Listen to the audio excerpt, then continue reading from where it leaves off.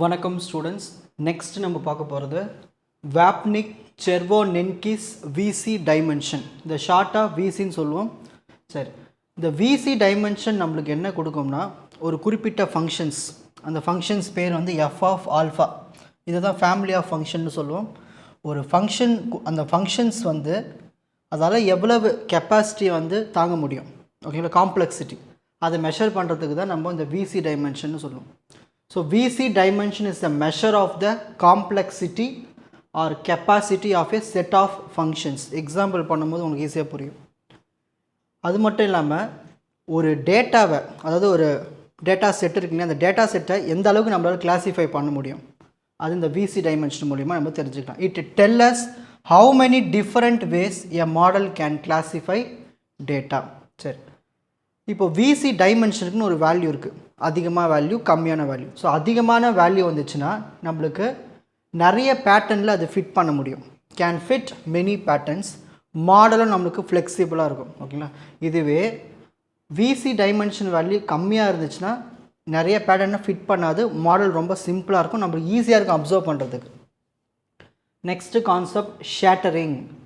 Shattering என்னதுன்னா, இப்போ ஏதாவது ஒரு மாடல் வந்து அதால் கரெக்டாக கிளாஸிஃபை பண்ண முடியும் அந்த டேட்டா பாயிண்ட்ஸை, ஓகேங்களா. ஸோ எவ்ரி பாசிபிள் வேல்யூ அந்த ஃபங்க்ஷனை பயன்படுத்தி, அதுதான் நம்ம ஷேட்டரிங்னு சொல்லுவோம். ஃபார் எக்ஸாம்பிள், இப்போ ஒரு 4 பாயிண்ட் எடுத்துப்போம், அந்த 4 பாயிண்ட்டை வந்து நம்ம என்ன பண்ணலாம், ஒரு ரெக்டாங்கிள் ஷேப்புக்கு கொண்டு வர முடியும். ஸோ அதுக்கு டைமென்ஷன் வந்து 4, அந்த மாதிரி சொல்கிறது தான் ஷேட்டரிங். ஸோ எவ்வளவு டேட்டா பாயிண்ட்ஸை அதால் பிரிக்க முடியுமோ, ஒரு குரூப்பாக பிரிக்க முடியுமோ, அதுதான் நம்ம ஷேட்டரிங்னு சொல்லுவோம். எக்ஸாம்பிள், இப்போ நம்ம ஒரு பாசிபிள் லேபிளிங்ஸ் எடுத்துப்போம். 0,0, 0,1, 1,0, 1,1. இது 4 தான் டோட்டல் பாசிபிள் லேபிளிங்ஸ். சரி, இப்போது ஒரு மாடல் என்ன பண்ணணும்னா இந்த 0, 0, 0, 1, 1, 0, 1, 1 சாட்டிஸ்ஃபை பண்ணணும், ஓகேங்களா. If the model can create a function for each of this, the 2 points are ஷேட்டர்ட்னு அர்த்தம். அப்போது ஏதாவது ஒரு 2 பாயிண்ட் எடுத்து இந்த பாசிபிலிட்டிஸ்லாம் வரணும். இப்போ நான் 0வும் 1 எடுத்தேன்னா என்னென்ன பாசிபிலிட்டிஸ் வரலாம், 0,0, 0,1, 1,0, 1,1. இது எல்லாமே வந்துச்சுன்னா அப்போது அதுக்கு எத்தனை பாயிண்ட்ஸ் ஷேட்டர் ஆகிட்டு நம்ம கன்ஃபார்ம் பண்ணலன்னா 2 பாயிண்ட்ஸ். இதுவே 3 டிஜிட் எடுத்தோம்னா 3 பாயிண்ட்ஸ், ஓகேங்களா. சரி, நெக்ஸ்ட்டு பார்க்க போகிறது விசி டைமென்ஷன் ஃபங்க்ஷன். அப்படின்னா ஒன்றும் இல்லை, ஒரு டேட்டா செட்டுக்கு நம்ம விசி டைமென்ஷன் வேல்யூ எடுக்கிறோம் இல்லையா, அதுதான் விசி டைமென்ஷன் ஃபங்க்ஷன். இந்த ஷார்ட்டாக விசி டைமென்ஷனுக்கு டிம்னு ஷார்ட்டாக சொல்லுவோம். அந்த function family F of alpha, நம்ம அதுக்கு ஒரு வேல்யூ கண்டுபிடிக்கணும்னா அதான் ஹெச், ஓகேங்களா. இதான் விசி டைமென்ஷன் ஃபங்க்ஷனுக்கான ஃபார்முலா. நெக்ஸ்ட் ஒரு பெஸ்ட்டு ஒரு எக்ஸாம்பிள் பார்க்கலாம்.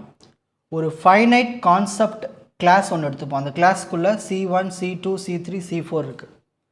நெக்ஸ்ட் இன்ஸ்டன்ஸ் வெக்டார் எடுத்துப்போம், x1, x2, x3. இதுக்கு தான் எனக்கு ரிசல்ட்டு கிடச்சிருக்கு, ஓகேங்களா. இதான் ரிசல்ட்டு. ரேண்டமாக நீங்கள் என்ன வேல்யூ சொல்லலாம் போட்டு எழுதிக்கலாம். 1, 1, 1, 0, 1, 1, 1, 0, 0, 0, 0, 0. இப்போ நான் வந்து செக் பண்ண போகிறேன். பைசினா காம்ப்ளெக்சிட்டி செக் பண்ணுறது. ஸோ காம்ப்ளெக்சிட்டி எதுக்கு செக் பண்ணுறோன்னா அந்த x1க்கு மட்டும் செக் பண்ணுறோம், முதல்ல ஒரு டிஜிட்டுக்கு. இதில் 1 இருக்குது, 0 இருக்குது, 1 இருக்குது, 0 இருக்குது. அப்போ கண்டிப்பாக என்ன இருக்குது, அதில் 0வும் 1ம் கண்டிப்பாக நம்மளுக்கு ஷோ ஆகுது. ஸோ இது கண்டிப்பாக ஷேட்டர் ஆகிடுச்சு, நம்ம முடிவு பண்ணலாம். நெக்ஸ்ட் காம்ப்ளெக்சிட்டி செக் பண்ண போகிறேன். x1க்கும் x3க்கும் என்னென்ன இருக்குது, 1, 1, 0, 1, 1, 0, 0, 0. அதை எடுத்து எழுதிக்கணும். இப்போ நம்ம செக் பண்ணணும், ஒரு 2 டிஜிட்ஸ்க்கு என்னென்னலாம் வரலாம். ஒரு 0 இருக்குது, ஒரு 1 இருக்குன்னா 2 0 சேமாக வரலாம், 2 1 சேமாக வரலாம். இது ஒரு பார்ட். அப்புறம் 0, 1, 1, 0, இவ்வளோ 4 காம்பினேஷன்ஸ் தான் இருக்குது. அந்த 4 காம்பினேஷன்ஸுமே வந்துச்சுன்னா அது ஷேட்டர்டுன்னு அர்த்தம். இப்போ அடுத்தது எடுக்க போகிறேன். x2வும் x3க்கும் நான் காம்ப்ளெக்சிட்டி செக் பண்ண போகிறேன். என்னென்ன இருக்கீங்க, 1, 1. நெக்ஸ்ட்டு திரும்ப 1, 1 தான் இருக்குது, எழுதியாச்சு. 0, 0, 0, 0. ஆனால் இதில் என்ன இல்லை, 0,1 இல்லை, 1,0 இல்லை. அப்போ இது ஷேட்டர்டு கிடையாது. ஸோ நம்ம 2 எடுத்து செக் பண்ணும் போதே நம்மளுக்கு அந்த ஷேட்டர்டு வரல, ஓகேங்களா. ஸோ அப்போ கண்டிப்பாக நம்ம என்ன முடிவு பண்ணிடலான்னா, இதுக்கு டைமென்ஷன் வந்து 3க்கு கீழே தான் இருக்குன்னு நம்ம முடிவு பண்ணிடலாம், ஓகேங்களா. x1, x2, x3 இருக்குது.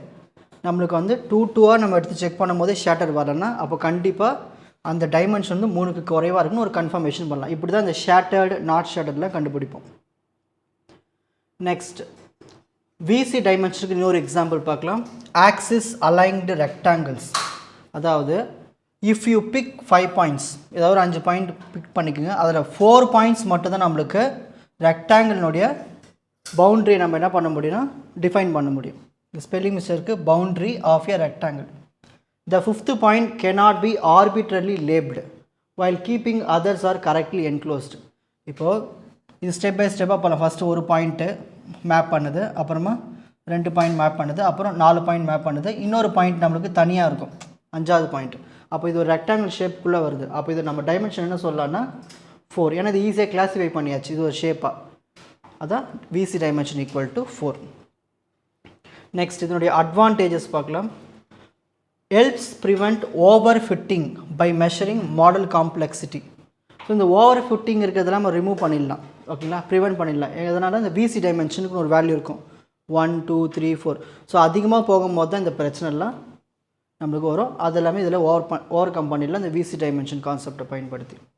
Provide generalisation guarantee showing how well a model will perform on new data. இப்போ ஏதாவது ஒரு புது டேட்டா வருதுன்னா அது எப்படி இந்த பர்ஃபார்ம் பண்ணணும், அது எப்படி கிளாஸிஃபை பண்ணணும், இந்த டெக்னிக் வச்சு நம்ம ஈஸியாக கண்டுபிடிச்சிடலாம். ஆனால் இதுலேயும் ஒரு டிஸ்அட்வான்டேஜ் இருக்குது. ஒரு பெரிய பெரிய மாடலுக்கு காம்ப்ளெக்ஸ் வேல்யூ அதிகமாக போகும். ஸோ அதை நம்ம என்ன பண்ண முடியாதுன்னா அப்சர்வ் பண்ணுறது ரொம்ப கஷ்டம். Hard to calculate VC dimension for complex models like deep neural network. அதேமாதிரி இது ப்ராக்டிக்கலாகவும் நம்மளுக்கு பண்ண முடியாது. ஏன்னா இந்த பவுண்ட் வேல்யூன்னு ஒன்று இருக்குது, லூஸ் பவுண்டுன்னு. ஸோ அந்த மாதிரி வரும்பொழுது நம்மளுக்கு இந்த டெக்னிக் வந்து பயன்படாது. ஒரு சின்ன மாடல், ஒரு சின்ன நெட்வொர்க்காக இருந்தால் ஈஸியாக இருக்கும். So not very practical as the theory assumes ideal conditions and gives loose bound values. So இவ்வளோ தான் அட்வான்டேஜ், டிஸ்அட்வான்டேஜ். இப்போது screenshot time. So first definition எழுதணும். அப்புறம் ஹை விசி டைமென்ஷனாக என்ன வரும், லோ விசி டைமென்ஷனாக இருந்தால் என்ன நடக்கும். நெக்ஸ்ட்டு ஷேட்டரிங்னா என்ன, அதுக்கான எக்ஸாம்பிள். நெக்ஸ்ட் விசி டைமென்ஷன் ஃபங்க்ஷன். நெக்ஸ்ட்டு விசி டைமென்ஷனுக்கு ஒரு எக்ஸாம்பிள். அப்புறம் விசி டைமென்ஷன் இன்னொரு example, axis aligned rectangle. Advantages, disadvantages. உங்களுக்கு இந்த கண்டென்ட் ஈஸியாக புரிஞ்சிருக்கும்னு நினைக்கிறேன். வாட்ச் அதர் எபிசோட்ஸ் இன் த appropriate playlist. Fuji silver academy strength success directive. வணக்கம்.